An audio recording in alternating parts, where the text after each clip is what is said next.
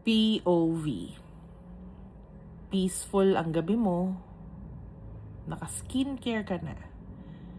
Yung tipong ready ka nang matulog.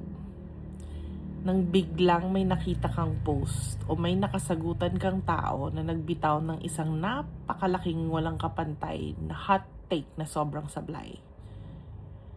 Yung tipong mapapahinto ka talaga.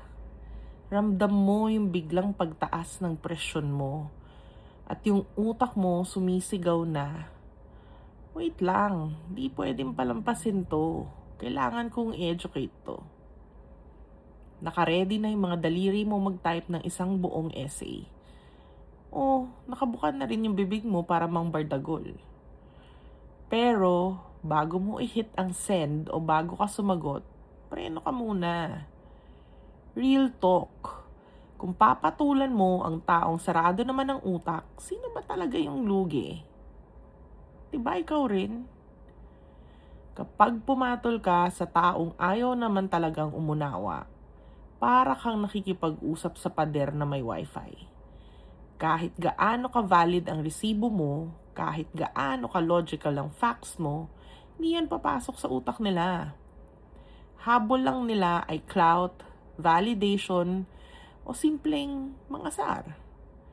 The moment na pumatol ka, talo ka na agad. Bakit?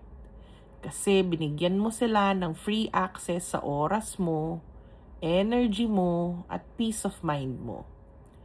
Ibinaba mo yung sarili mo sa level nila kung saan sanay silang mag-ingay ng walang katuturan.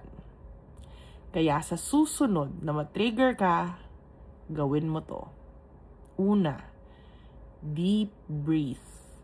Remind yourself, hindi mo sila responsibilidad.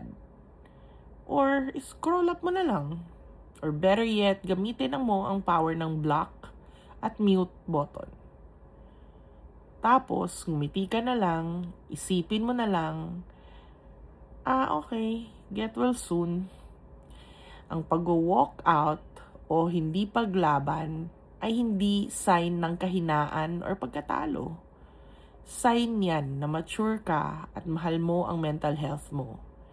Masyadong mahalaga ang energy mo para iambag sa walang kwentang argumento. Bottom line, hindi mo trabaho maging savior ng mga taong gustong-gusto manatili sa sarili nilang toxic bubble. Yaan mo sila dun. Mas masarap matulog ng mahimbing na alam mong hindi nabawasan ang brain cells mo sa